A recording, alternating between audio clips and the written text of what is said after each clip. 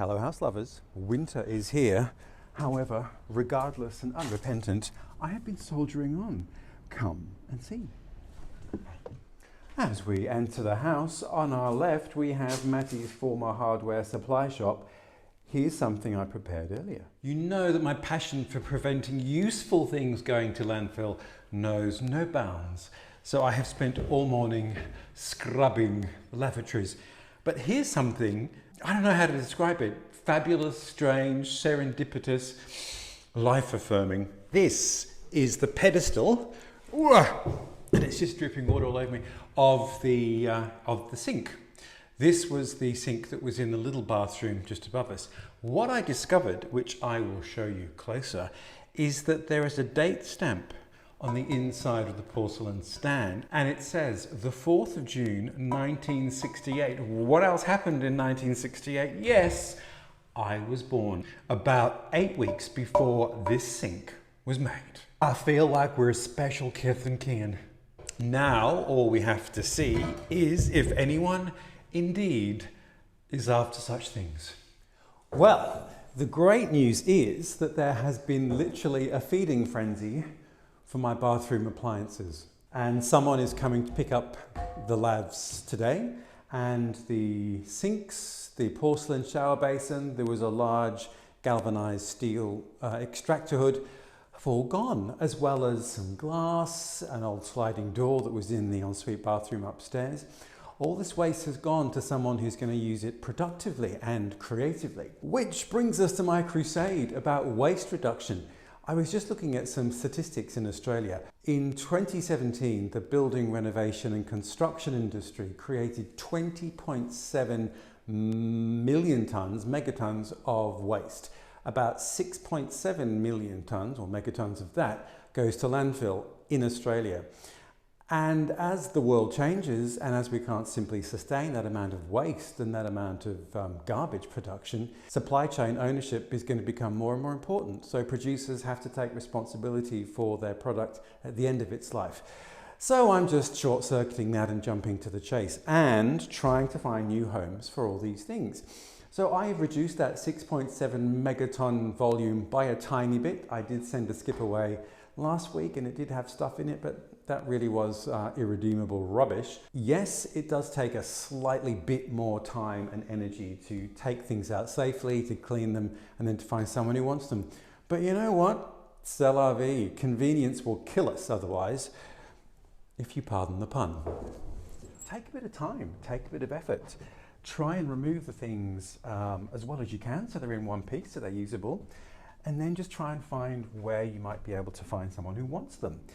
All of the things that I've got rid of, I have done so on social media platforms and just offered them for free. But there are some companies that do already have a take back and recycling program.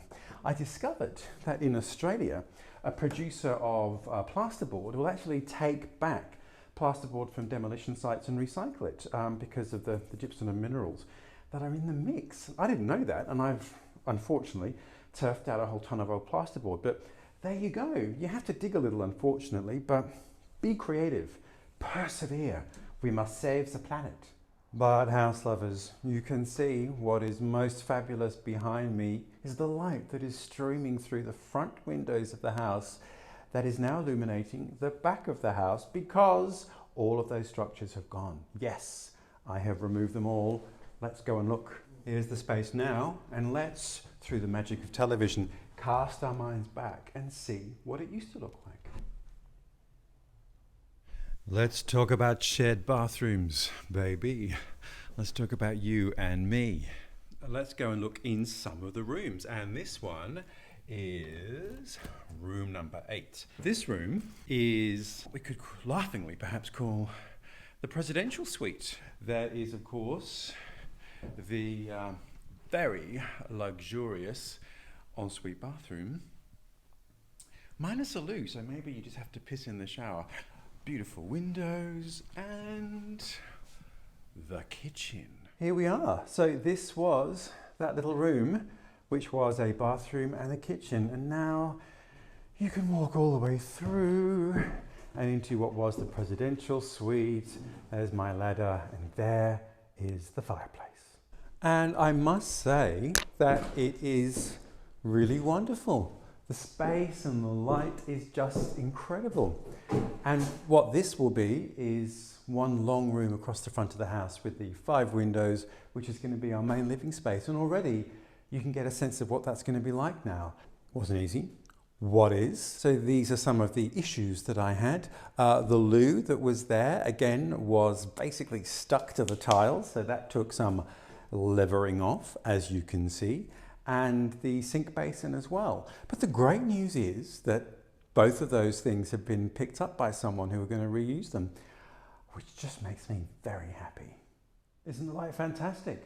It's going to be really wonderful. So all of this timber here, apart from the pine obviously, but the very long dark pieces underneath are those fantastic eucalypt hardwood lengths that were the struts for the stud wall that used to be across here. And I am going to now spend a very tedious day pulling all the nails and bolts out of those. And here's another thing that I'm doing, because I'm committed to waste reduction and recycling, is I am saving all the nails, screws, bolts, pins, tacks, etc., etc. in this bucket so that I can then put them all together in glass jars and yogurt containers and put them in the recycling bin. So none of that metal is going to be wasted. That is how fastidious I'm being. Which brings me to a charming waste segue, because as I said, I have found that all the pipes in the house, a lot of them are copper, and I have got a crap load of copper. So it's going to give me great pleasure when I'm removing all of those radiators to try and pull out as much of this copper piping as I can and take this all next week down to the recycling yard. Which brings us nicely into George's kitchen and the tricky subject of toxic waste as opposed to toxic people. There is George's old kitchen floor, and it's a vinyl sort of tile look-alike. And unfortunately, this was laid in the 70s, and underneath a lot of such things is asbestos underlay, because it was obviously heat-proof and fire retardant. Now, in my infinite wisdom, I have left that because the asbestos board underneath is glued to the floor, so it's going to get very flaky and dusty. So I'm going to call in the professionals to do that. In Victoria, there are 3 landfill sites that are authorised to take asbestos, and unfortunately, as asbestos was one of Australia's great exports, the country is riddled with it, and you will find it everywhere. So that is tricky. Anyway, I'm going to get someone to remove that. Let's talk about tools, kids. Now, all of this I have done with this crappy stepladder that I found in the Chappelle Corby Memorial Courtyard.